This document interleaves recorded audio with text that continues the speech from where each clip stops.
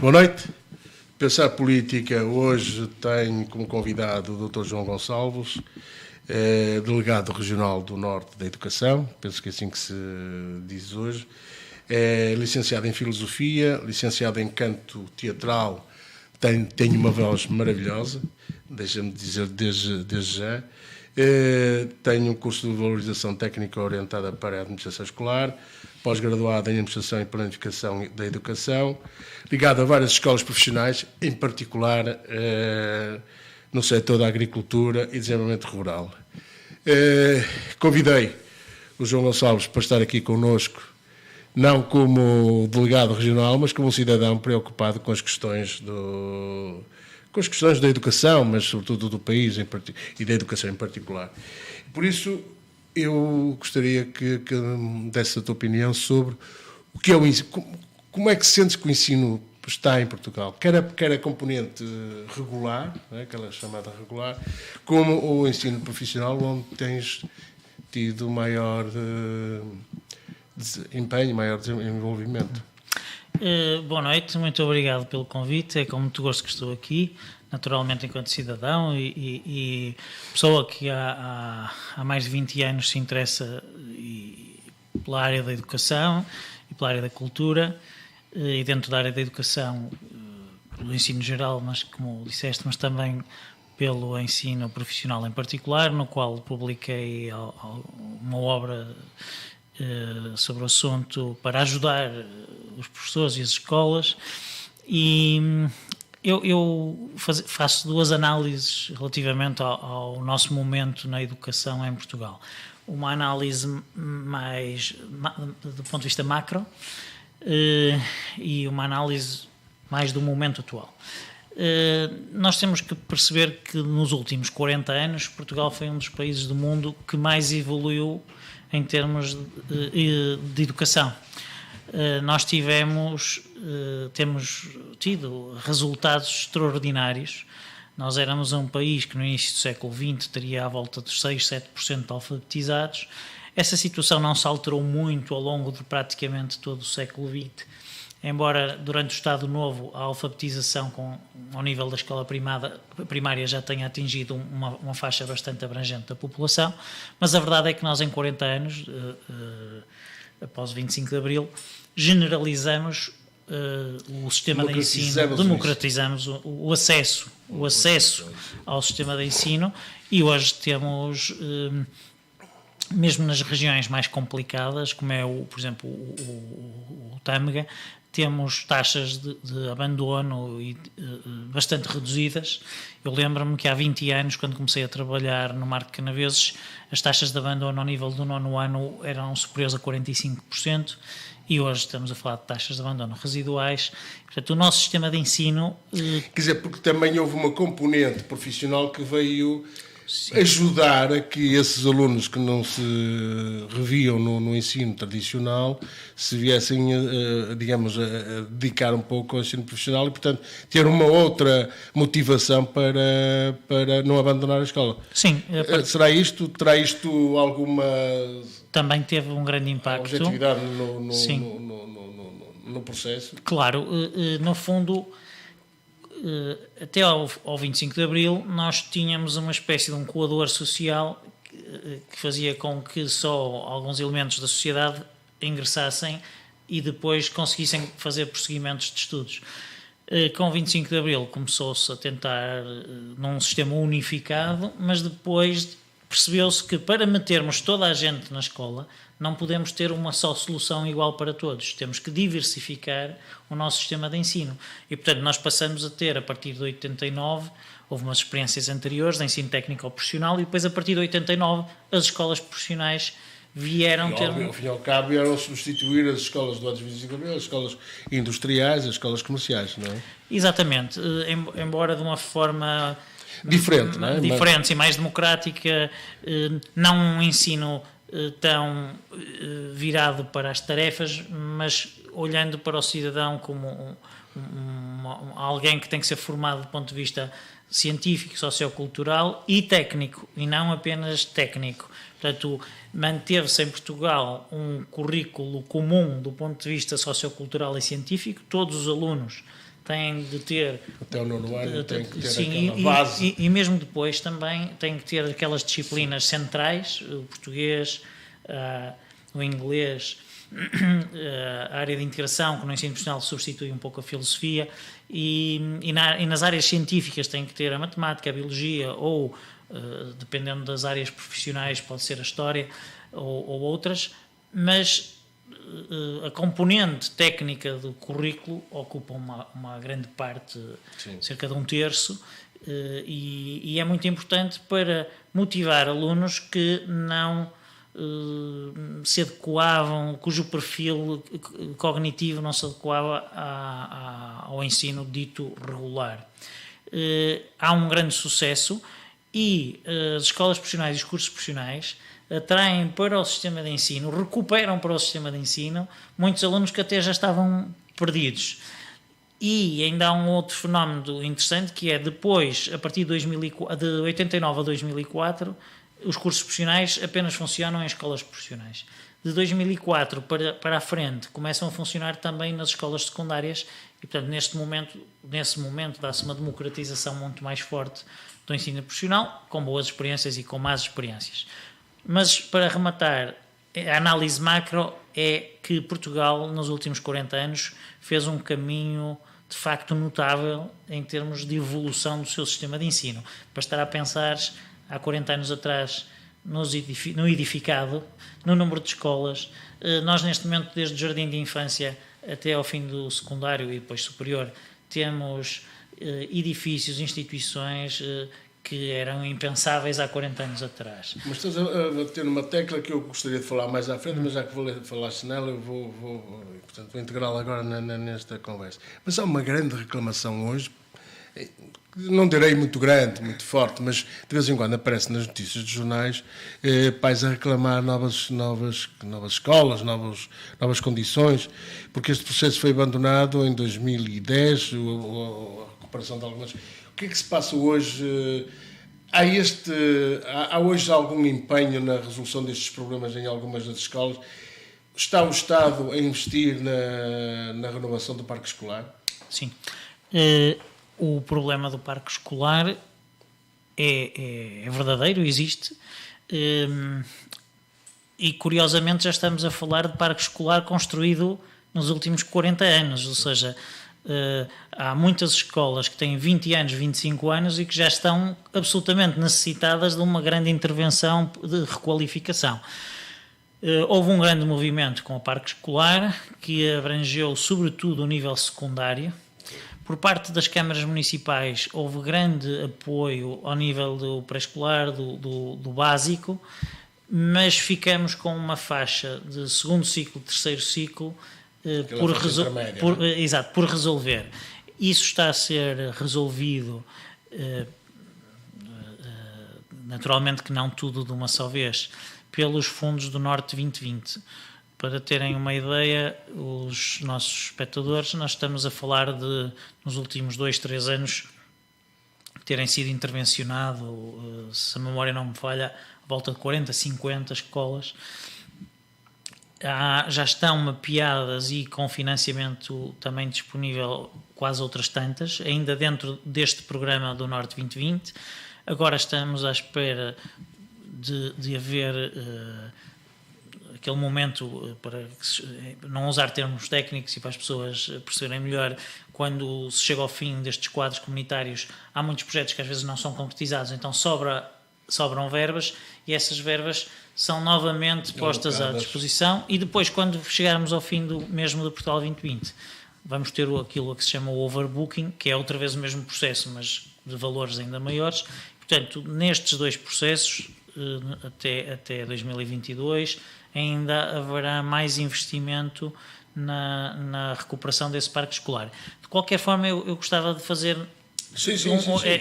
esta nota, que é verdade que temos muitas escolas para recuperar, isso é indesmentível, e há algumas até com muita urgência, mas esta análise macro que eu estava a fazer é uma espécie de comparação que eu gosto de fazer entre há 40 anos atrás e agora. Sim, e nessa comparação, o balanço, quer do ponto de vista do edificado, quer do ponto de vista dos resultados que obtivemos, é extraordinário. Se viermos agora para uma análise mais micro, temos duas tónicas. A democratização do acesso ao ensino foi conseguida, ou está praticamente alcançada, mas uma coisa é o acesso, a democratização do acesso, outra coisa é a democratização do sucesso. E ainda temos dados de insucesso dos alunos que ingressam no sistema de ensino muito elevados. Ou seja, os alunos agora, as crianças, os jovens, todos praticamente vão à escola, mas isso não quer dizer que na escola encontrem soluções de sucesso para os seus projetos de vida, e esta é que tem que ser a nossa preocupação neste momento. Tem a ver mais com a qualidade do que com a quantidade. Mas isso também passa por nós sabermos de que é que estamos a falar. Quer dizer, eu quando digo isto, saber de que tipo de crianças estamos a falar, porque elas são tão diversas. É possível, eu não sei se é possível antecipar o conhecimento da evolução futura que determinado aluno, a partir do infantil, pode fazer na sua vida escolar. Porque isso seria um handicap para o tornar motivado ao longo do seu processo escolar e, quer dizer, reduzir o seu insucesso escolar, o seu putativo insucesso escolar. Não sei se alguma coisa está pensada neste aspecto de antecipar, digamos, o reconhecimento da evolução das crianças, não é? No seu percurso de vida. Porque isto ia ajudar, estou a falar como nós falamos nos testes psicotécnicos, quando falamos com as crianças que vão entrar para a universidade, não é? Quer dizer, fazemos os cursos psicotécnicos para saber se eles têm, que tipo de aptidões é que ele vai ter. Não é possível criar um psicotécnico para crianças dos 6, 7, 8 anos para saber onde é que eles vão ter, de facto, interesses? As escolas, em geral, salvo alguns casos, que às vezes pontualmente depois precisam de ser apoiados, as escolas têm equipas de técnicos que tentam fazer esse trabalho. O insucesso das crianças às vezes não depende só da escola e do trabalho que se faz na escola e dos técnicos. Sim, da família, não é? Há muitos fatores que conduzem, sim, ao insucesso. E eu estava-me a referir mais aos fatores que a escola só por si pode controlar. No fundo, eu estava a falar deste assunto para dizer que hoje, face ao enorme insucesso que o sistema ainda tem, portanto, no acesso nós já democratizamos, mas na capacidade de aceder ao sucesso ainda há trabalho a fazer. E como resposta a isso, tem havido diferentes políticas educativas ao longo dos anos.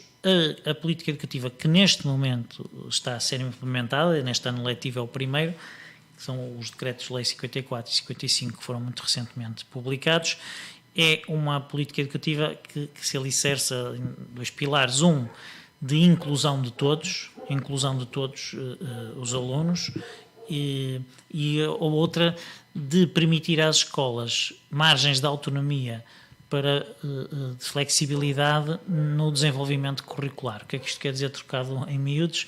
Quer dizer que cada escola pode, a partir deste ano letivo, dentro de determinadas regras que estão previstas, comum, criar... E 25% das horas que são lecionadas, pode a própria escola decidir o que é que vai fazer com elas, o que é que vai fazer com os alunos naqueles períodos. Para música, para... Sim. No fundo, há aqui alguns princípios base, que já são os princípios base dos cursos profissionais desde 89, que têm a ver com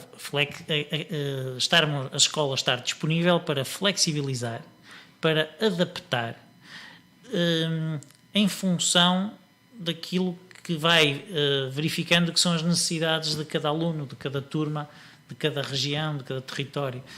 Ter mais autonomia à escola para responder aos problemas concretos dos seus alunos e das suas características, das suas dificuldades. No fundo, estes dois documentos tentam trazer para a mão das escolas mais capacidade de decidirem tudo o que tem a ver com a personalização ou individualização do processo educativo. É mais fácil se a escola tiver autonomia para o fazer, porque ela é que conhece de facto a realidade do aluno. Sim. Ou dos alunos. Não é?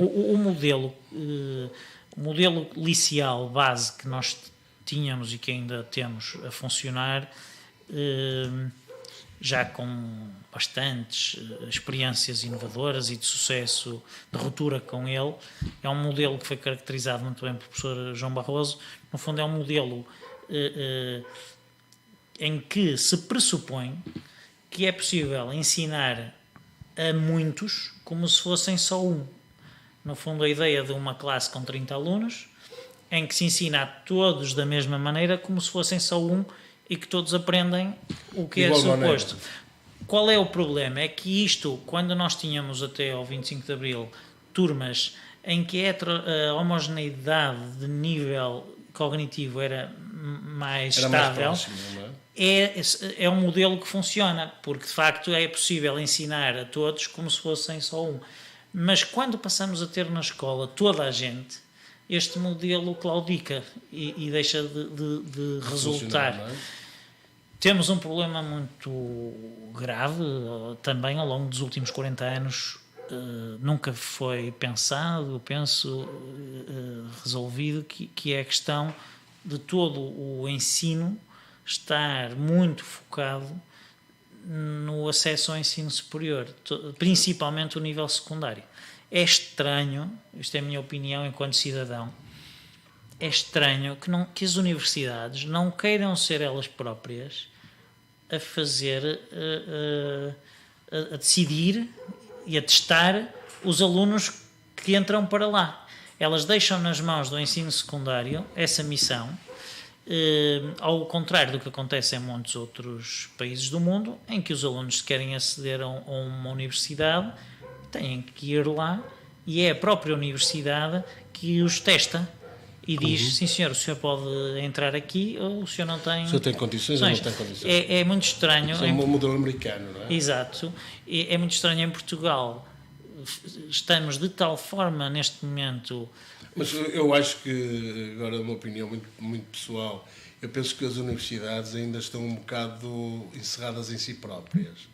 Acho que ainda não é suficientemente um espaço, eu não diria democrático, é um espaço democrático, mas ainda não tem a abertura suficiente para receber. Embora já haja, a Universidade de Porto já fez um bocado desse percurso, ao chamar os alunos de férias, os alunos com 12, 13, 14 anos, para eles saberem o que é o ambiente universitário, mas penso que ainda não estão suficientemente abertos a serem competitivos, a quererem captar os melhores alunos, por exemplo. Não te parece isso? Não há uma verdadeira sim, democracia eu penso que na Universidade Portuguesa. Eu penso que isso também resultou do facto de até há algum tempo atrás, há 10 anos atrás, a universidade e os politécnicos foram sempre crescendo. E como estavam confortavelmente a receber alunos sem terem que se preocupar muito com esse facto, sentiam-se seguros e não pensavam que isto poderia ser um problema. Ora, o drama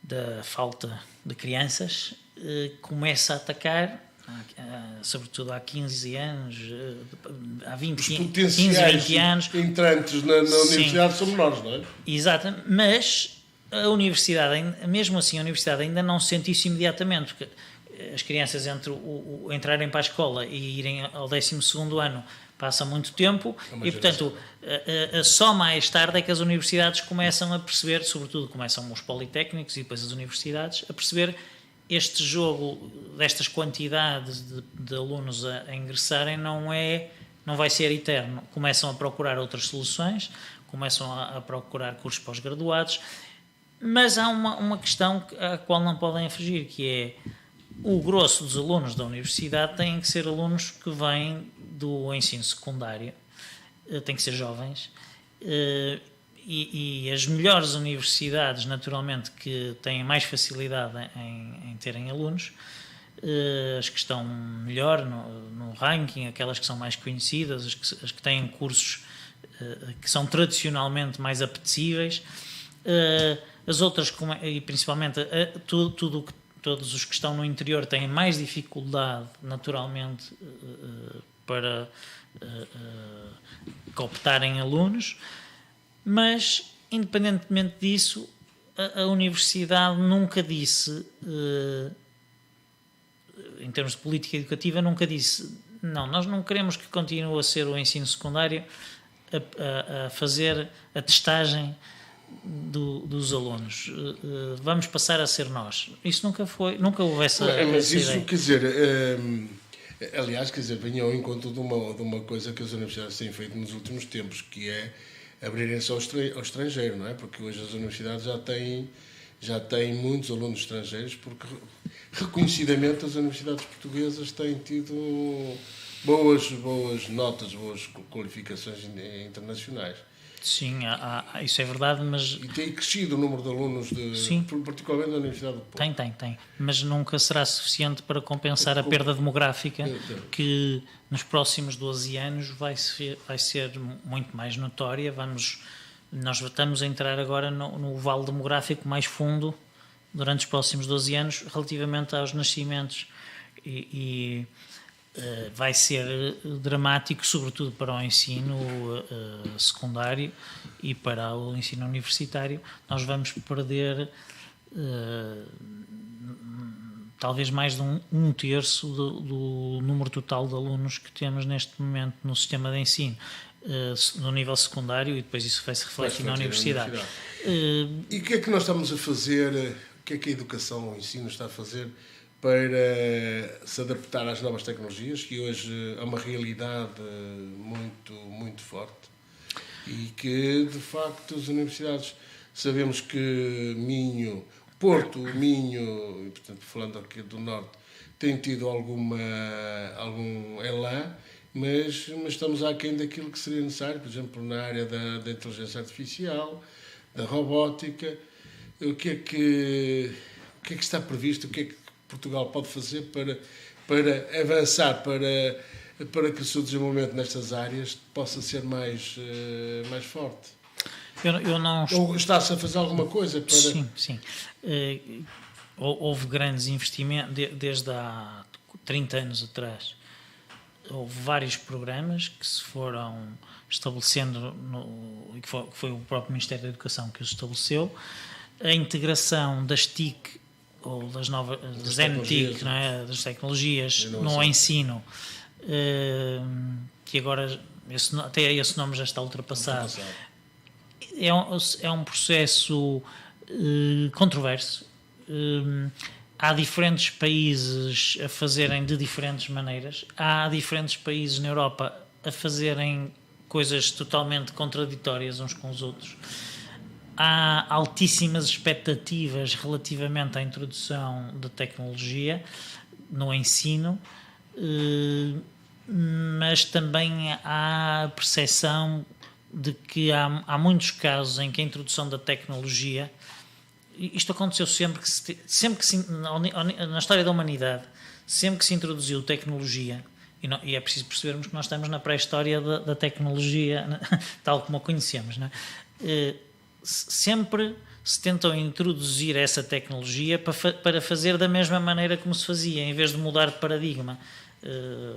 Um exemplo mais clássico é que os primeiros carros que foram feitos, os motoristas estavam à frente por cópia àquilo que acontecia nas diligências, não é? Só depois é que o lugar do motorista passa um bocadinho mais para trás.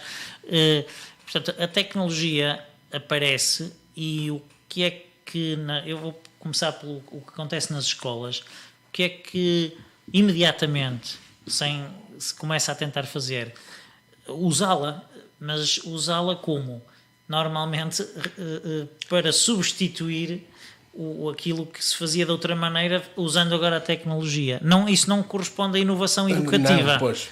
Ora, É essa parte da inovação que exato. falta. Nos últimos 20 anos tem havido projetos de inovação educativa usando as tecnologias muito interessantes e há um caminho muito grande a fazer. Mas o problema é que nós normalmente estamos a chegar tarde, porque hoje as tecnologias evoluem de uma velocidade e nós não estamos a chegar a horas. Normalmente chegamos atrasados. Sim. Porquê? A máquina é assim tão pesada para se flexibilizar no sentido de captar melhor essas vertentes? Porque eu lembro-me perfeitamente que aqui há 20 e tal anos falava-se na Revolução Industrial, na segunda Revolução Industrial, com os tecidos e com novas... E que nós não iríamos passar da segunda geração, iríamos para a terceira geração, para a terceira revolução industrial, sem passar pela segunda, que foi um erro. Mas chegámos já atrasados à terceira. Porque não fomos capazes de apanhar a segunda e dar alicerces para que a terceira funcionasse. E parece-me que nas novas tecnologias, apesar de termos projetos interessantíssimos, a Universidade do Minho tem sido um bocado... muito importante para esse desenvolvimento, parece que não chegamos lá. E temos aí gente que depois é reclamada pelas universidades internacionais, não é? Só para reforçar o que estava a dizer e para agora ir diretamente a essa pergunta. Portanto, nos últimos 20 anos e sobretudo na última década têm surgido projetos muito interessantes, com grande impacto educativo, que envolvem a inovação dentro dos espaços escolares. E esses projetos existem, estão no terreno, têm dado frutos e são pouco conhecidos. Pouco conhecidos porque, como nós sabemos, em geral, a generalidade das notícias que emerge na comunicação social é natural, sabemos que as coisas são assim, focam mais aspectos negativos do funcionamento do sistema educativo do que os aspectos positivos. Mas temos tido experiências notáveis. Mas agora, para ir à tua questão, o sistema é muito pesado. A Holanda quando começou a introduzir as tecnologias, imediatamente percebeu nas escolas, imediatamente percebeu uma coisa: estar a introduzir tecnologias nas escolas, tecnologias que os próprios professores não dominavam, pressupunha um plano muito bem pensado. Porque nós temos que compreender que a primeira fase de introdução das tecnologias, que já está um pouco ultrapassada neste momento, mas lembro-me perfeitamente, quando chegaram os primeiros computadores às escolas, nós tínhamos que aprender, a primeira coisa era onde é que isto se liga, não é? E estamos a falar, e tínhamos aqueles sistemas operativos muito complexos, MS-DOS, etc., que não eram práticos de usar. Só depois é que aparecem ambientes de trabalho mais amigáveis e intuitivos. Mas nós, pessoas da nossa idade... Da tua idade. Da minha, já da tua mais avançada. E da tua e da minha. Mesmo da minha, não é? Já chegamos a este modelo, a estas tecnologias, com uma longa vida sem termos contacto nenhum, nem com computadores, nem com telemóveis... E, portanto, a apropriação que fazemos é uma apropriação cujas novas gerações agora vão fazer uma apropriação muito diferente da que nós fizemos. E o que eu noto, trabalhando na educação há 23 anos, é que esta apropriação, em muitos casos, por exemplo, em tudo o que tem a ver com as questões da burocracia, veio reforçar o peso da burocracia. Nós ainda não chegamos ao ponto de começarmos, de facto, a ter uma utilização mais inteligente e facilitadora. Mas também há aqui uma coisa, pegando um bocado naquilo que estás a dizer, porque facilitava mais o desenvolvimento destas novas tecnologias e desta inovação, se as empresas também se preocupassem em ver o que é feito nas escolas.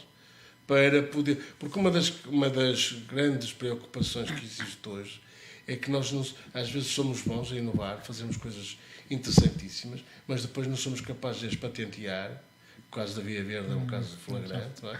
E depois, quer dizer, os outros é que vão usufruir as vantagens financeiras da nossa inteligência, não é? E isto, quer dizer, não será bom que o ensino também chame as empresas para... Embora hoje já haja um bocado essa filosofia, mas parece-me que ainda está aquém porque deveria ser a partir da própria escola secundária. Quer dizer, que deveria... Mas eles estão virados um bocado para a universidade. Quando na escola secundária começa a haver projetos interessantes nesta matéria e podiam, a partir daí, serem acompanhados, nas escolas profissionais, serem acompanhados pelas empresas. E esse projeto, isso não tem pernas para andar. Será que isso as associações empresariais só querem discutir a taxa do IRS, do IRC e não querem ver o que é que se passa na escola? Sim, a visão que eu tenho é muito mais próxima e sim. Hoje... eu falo daqui o teórico, sim, não é? Hoje, nas escolas profissionais e nas escolas secundárias que têm cursos profissionais, a presença das empresas é uma realidade. Se me disseres já chega, não chega, há um caminho muito grande para fazer, há uma interação muito grande para fazer, mas já se deram passos incríveis. Até 2004, 2003, a relação entre a escola e empresas, por exemplo, em escolas secundárias, era praticamente inexistente, com exceção de algumas escolas que tinham cursos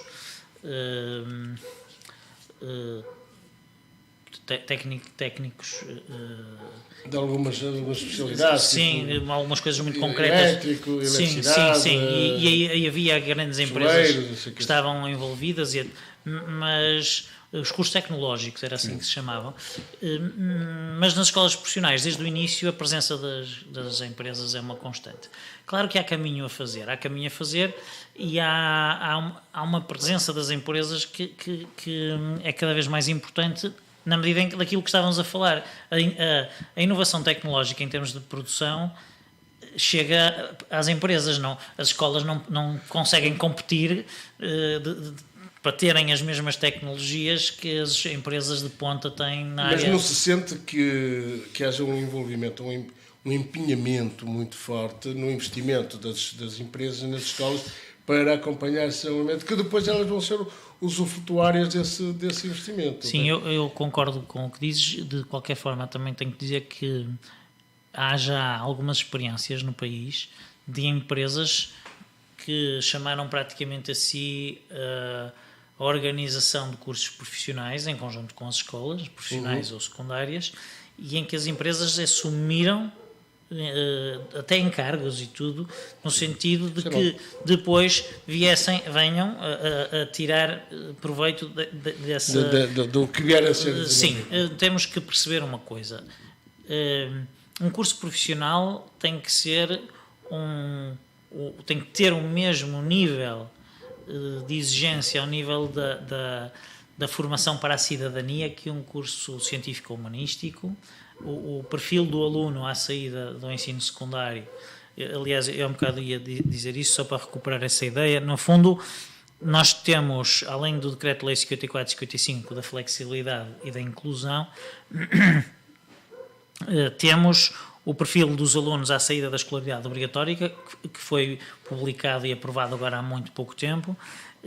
Temos as aprendizagens essenciais e a Estratégia Nacional para a Cidadania. Ou seja, e já vou ao que tu perguntaste, nós temos uma estratégia clara em termos de modelo educativo que afirma que os alunos, independentemente da área ou da tipologia de curso que estejam a fazer, têm de ter uma formação de base cultural e de cidadania forte. Mas, ao mesmo tempo, cada vez mais... Transversal a toda a população académica. Um nível cultural e um nível de capacidade crítica e de intervenção cívica e de compreensão dos fenómenos da cidadania mínimo. O perfil é exatamente isso. O aluno, à saída do ensino secundário, pelo menos tem de ter adquirido estas características de perfil. Mas, à parte disso, quem ingressar no ensino profissional as escolas, sejam profissionais, sejam secundárias, têm que perceber que as empresas têm que fazer parte do processo desde o primeiro momento. Porque é esse jogo entre a presença do aluno na escola e na empresa que vai fazer a grande diferença motivacional. É a perspectiva de mexer em coisas, de trabalhar, de... saber que é aquilo que se vai aplicar em qualquer coisa. Sim, e depois temos este fenómeno. Há muitas áreas, quase todas as áreas profissionais, têm hoje exigências que exigem muito treino. Não é um professor numa sala de aula a explicar como é que funciona um trator que vai ensinar o aluno a guiar um trator e a utilizar as alfaias agrícolas. Tem que haver a dimensão prática no ensino. E essa dimensão prática no ensino, se for apoiada pelas empresas e partilhada, vai, no fim, o aluno, quando sai, vai ter um perfil de saída, um perfil de competências socioprofissionais, muito mais adequado ao posto de emprego que vai receber. Aquilo que a empresa necessita, não é? Olha, há uma questão que se tem levantado com esta questão da descentralização e que levará as escolas para os municípios, que haverá uma municipalização do ensino. Isto tem algum fundamento, quando sabemos que, por exemplo, a cartilha educacional, essa vai se manter e vai ser de âmbito nacional, e a contratação de professores vai ser de âmbito nacional. Quando se fala aqui de municipalização, estamos a falar das infraestruturas e dos auxiliares de educação escolar, ou não? A informação que eu tenho sobre esse assunto é a mesma que tem qualquer cidadão. A proposta de lei, pelo que eu sei, ainda não está finalizada, ou se está, ainda poderá ser sujeita a alterações. Mas isto é uma crítica que alguns fazem ao projeto de proposta de lei da descentralização. Sim, eu vou, para não envolvermos isto num debate político do hoje, eu vou recuar ao Alexandre Herculano. O Alexandre Herculano foi um dos primeiros grandes defensores da municipalização, com base em vários princípios, mas sobretudo num que para mim é inquestionável, que quem está mais perto dos problemas consegue compreendê-los e resolvê-los melhor do que quem está longe. Parece-me isto inquestionável. A grande dificuldade que temos sempre e que eu tenho há 23 anos quando estou envolvido em projetos é fazer, de facto, chegar a quem está muito longe a compreensão do problema que temos. Normalmente, a pessoa que está longe, mesmo quando nós lhe explicamos o problema que temos, ela interpreta à luz daquilo que é o conhecimento e a experiência dela e transforma o problema real, às vezes, com propostas de soluções que até nem são as melhores. E, portanto, eu sou, desse ponto de vista, na esteira do Herculano e depois também um pouco do António Sérgio, um adepto de soluções locais. Evidentemente que nós sabemos que temos uma herança pesada que conota o nosso país com questões que têm a ver com a corrupção, que têm a ver com algum caciquismo, que têm a ver com esses fenómenos locais que às vezes se geraram e se geram, mas nós também temos que pensar que temos que evoluir, nós temos que ser uma sociedade moderna e temos que deixar de ter receio. Esses casos são casos de justiça que têm a ser tratados na justiça e todos nós temos que fazer um esforço para cada vez mais sermos cidadãos verdadeiramente interventivos, mas dentro daquilo que são os princípios de uma ética racionalista. E sabemos o que é que estamos a falar, porque normalmente há muitas críticas que normalmente são feitas porque não se desconhece em absoluto o que é que está a passar. Não é? Exatamente, e portanto, voltando ao tema, agora há de facto um movimento no sentido de municipalizar a educação, não será só a educação, há outro tipo de serviços sim, mas que também serão... Como o tema da conversa Exato. Penso que lá para março será dado a conhecer o pacote financeiro que estará envolvido neste processo. Já se sabe que a intenção do governo, eu estou a dizer já se sabe, toda a gente sabe, tem sido público e notório, que até 2022 no máximo esse processo esteja totalmente concluído. Já se sabe que os municípios têm sido, a generalidade ou uma grande parte dos municípios tem sido bastante crítica relativamente às propostas que têm sido feitas, mas é prematuro porque ainda não se conhece o dossiê completo. O que é que eu penso? Eu penso que ao nível do edificado e ao nível do pessoal não docente, quem está na proximidade vai ser capaz de intervencionar melhor e com mais racionalidade financeira.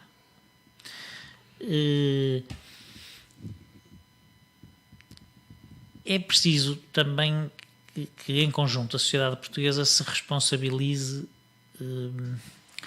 por pensar melhor a utilização dos dinheiros públicos.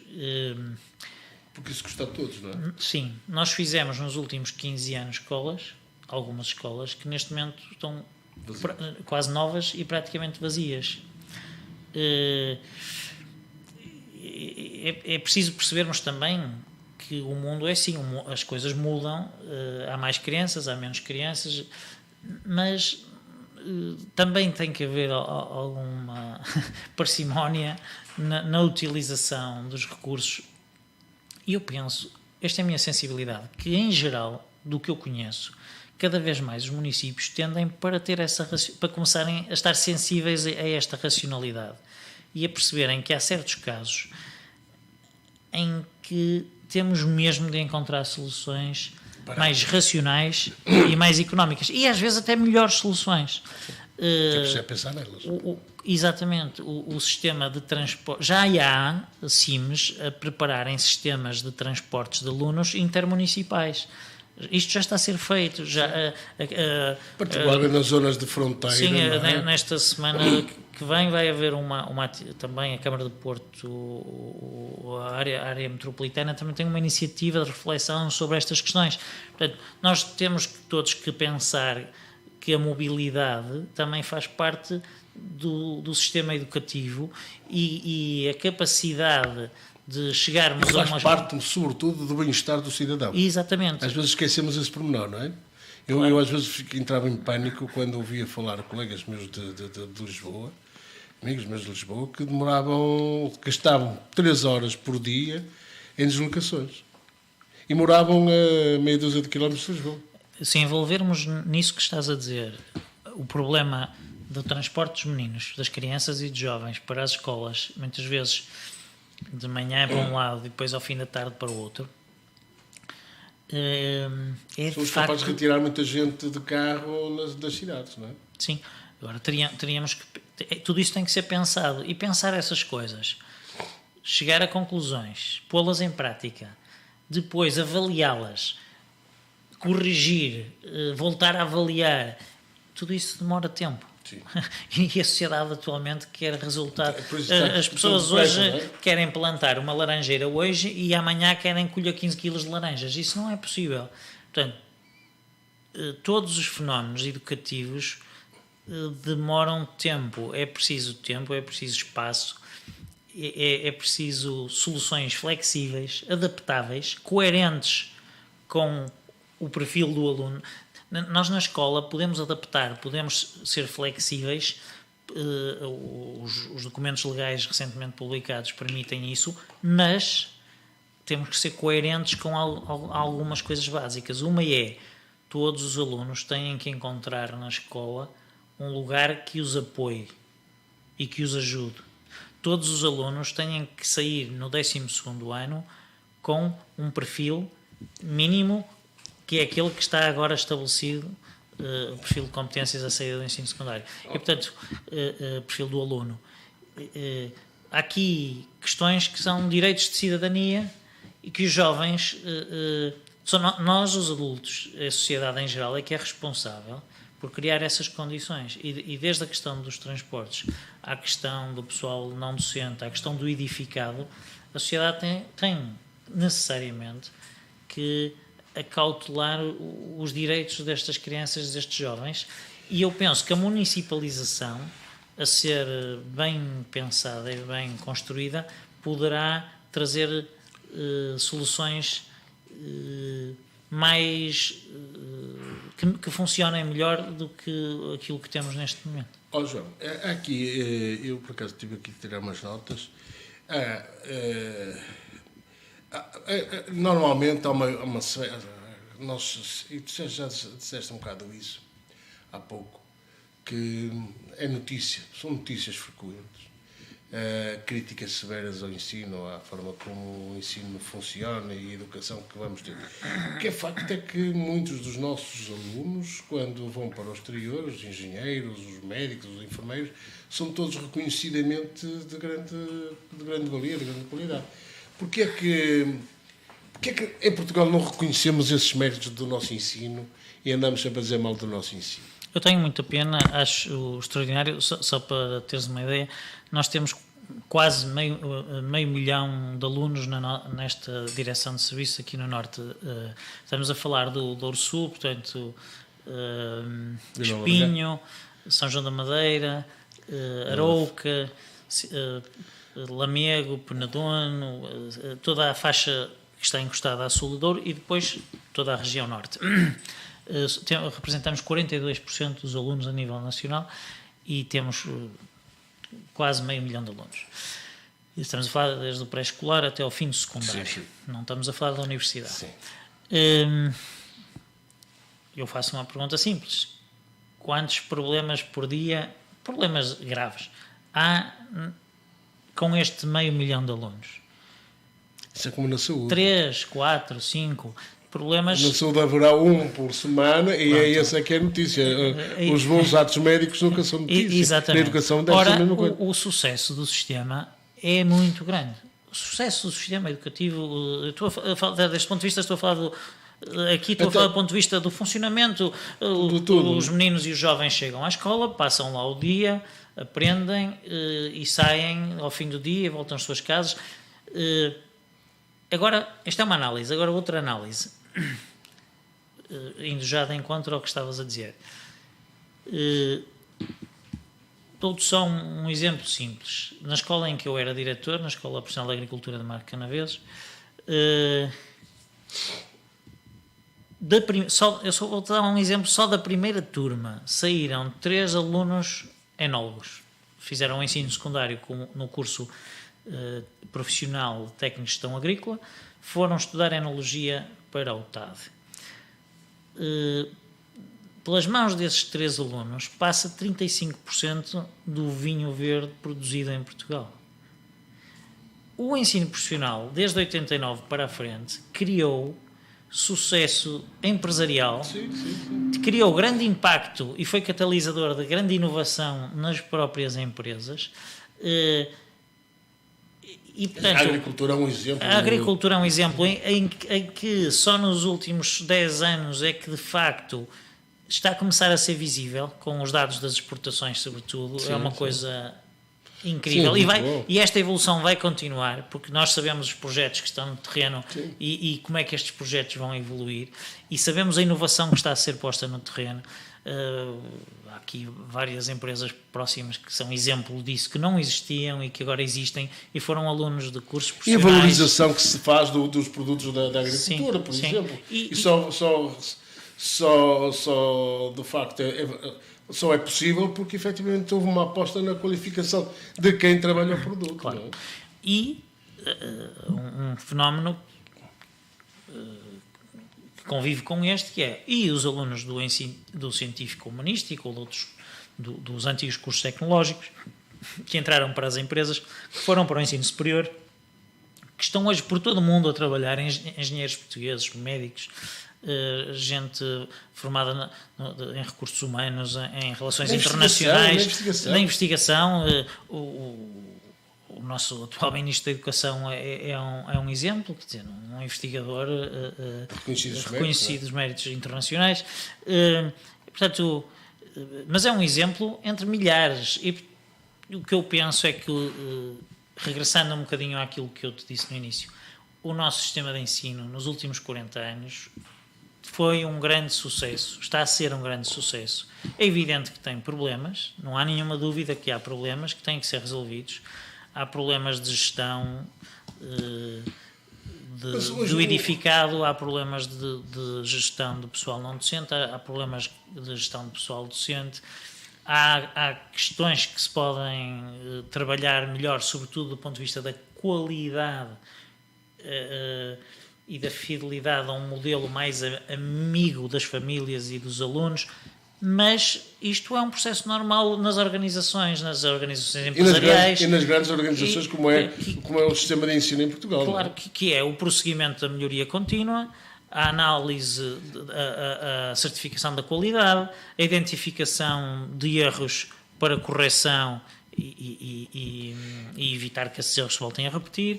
E, portanto, eu penso que num prazo de 20, 30 anos, se calhar nós estaremos finalmente, porque é preciso entender que nós estamos a comparar o nosso sistema de ensino com sistemas de ensino que já tinham estes índices que nós temos agora no início do século XX.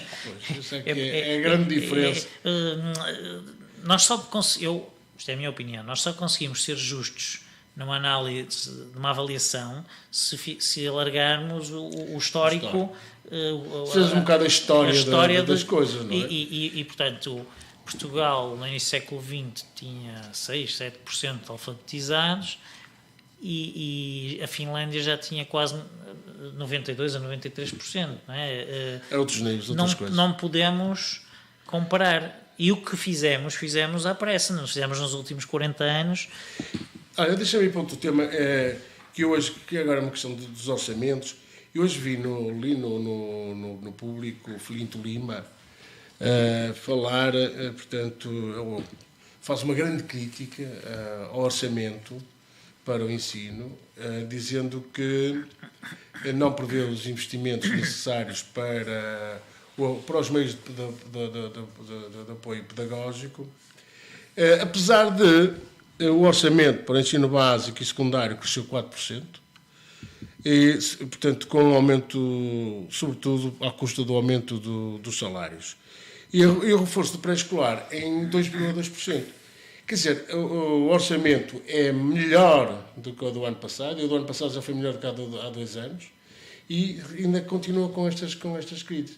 É verdade que, se calhar, os computadores estão obsoletos em algumas escolas. O que é que se passa com isto? Porque é que é tal questão? Quer dizer, toda a gente pensa que há dinheiro hoje a rodos para se pagar tudo a todos, os salários dos professores, dos médicos. E ainda hoje ouvi uma pessoa dizer que parece que não estamos num país de trabalhadores, estamos num país de sindicatos. Que são tantas as greves que até parece que nada foi feito para reverter algumas situações. E parece que estão a reclamar que regresse o passado recente. Isto é uma questão política. Sim, o mundo político é um mundo altamente complexo. O Churchill ganhou hoje, ajudou a ganhar a Segunda Guerra Mundial e foi derrotado logo nas eleições a seguir ao fim da guerra. E, portanto, a política nem sempre é uma coisa justa para os atores. Eu não sou ator político, eu não tenho qualquer filiação política. E portanto tem um olhar bastante. Tens uma ação política, mas não partidária. Uma ação política, mas não partidária, sim, exatamente. E uma ação cívica também, que é muito importante. Exatamente, mas nunca tive nenhuma ligação partidária e, portanto, penso que consigo ser relativamente isento no que concerne a avaliar estas questões. O professor Filinto Lima, pessoa que muito considero e com quem tem relações de amizade, temos estado juntos algumas vezes, é presidente de uma associação socioprofissional de diretores de escola. E nesse contexto penso que é natural que reclame mais verbas para o setor da educação. Portanto, o jogo político é assim que se faz E se olharmos friamente, naturalmente que há muitas coisas em que era preciso mais dinheiro, mas isso não é só na educação, é em todos os setores, como tu estavas a referir, na saúde, na justiça, na educação. É evidente que se houvesse mais dinheiro disponível se poderia fazer coisas que neste momento não conseguimos fazer. Eu prefiro ver a situação pelo outro lado. Os orçamentos têm... não têm empiorado, o que já não é mau. E com os orçamentos e sobretudo, é isto que eu acho que também as pessoas às vezes passam um bocadinho ao lado disto. O orçamento não é, neste momento, nem tem sido para Portugal, o grande motor de melhorias nestas áreas. O que tem sido é os fundos estruturais. Os fundos estruturais é que vêm trazer um apoio exatamente estimável no desenvolvimento de algumas políticas. Ao nível das obras nas escolas, por exemplo, isso neste momento é claríssimo. E, portanto, eu penso que se Portugal conseguir concretizar este final de quadro comunitário melhor do que foi o seu início, que foi muito conturbado, o Portugal 2020, se conseguirmos aproveitar as verbas e se conseguirmos um bom quadro seguinte, que não vai ser fácil. Não vai ser fácil, será preciso naturalmente que se canalize depois o dinheiro que houver para aquilo que for mais importante. Mas eu penso que relativamente às questões do edificado, por exemplo, que nós daqui a 10 anos estaremos muito próximos de ter uma situação relativamente estabilizada.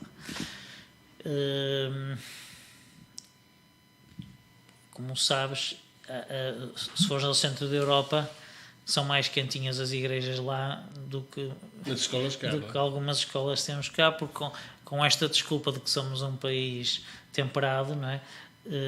Os nossos velhinhos, não é só nas escolas que isso acontece, nas nossas casas descurou-se durante muitos anos a qualidade da construção, durante anos e anos não se apostou na qualidade térmica e na certificação térmica dos edifícios, e temos casas que são verdadeiros congeladores e no verão que só parecem fornos e portanto penso que o nosso país tem feito um caminho importante, mas obviamente que neste caminho, neste percurso, aconteceram coisas menos boas, gastou-se muitas vezes dinheiro superfluamente, mas sinceramente eu estou otimista, porque parece-me que nós agora é que vamos começar a colher frutos reais do investimento que se fez na educação desde 25 de Abril a esta parte. Sim, mas já estamos a colher, não é? Já estamos a colher, mas eu penso que ainda vai ser mais notório nos próximos 10, 15 anos. São trabalhos, são resultados que nunca aparecem no imediato, não é? Claro, demoram o seu tempo a viver. Mas o que me choca um pouco é, depois de saber tudo isto, relativamente, nomeadamente ao esforço que foi feito, de uma valorização dos salários em cerca de 4% na área da educação, que se mantenha a haver tantas greves. Uma coisa que eu não compreendo, quer dizer, isto é uma opinião pessoal, quer dizer, acho que de facto, quer dizer, deveríamos ter um bocadinho mais bom senso. Nós todos que andam nestas coisas, não é? Porque sabemos que é dos impostos que estes valores, que o pagamento dos salários sai, e acho que nós todos estamos um pouco sacrificados em impostos e que não temos mais buracos no cinto para apertar e para que a carga fiscal possa aumentar. Eu enquanto cidadão, penso que isto todo este movimento também faz parte do folclore político. Sim, porque estamos a menos de um ano já de eleições legislativas e portanto,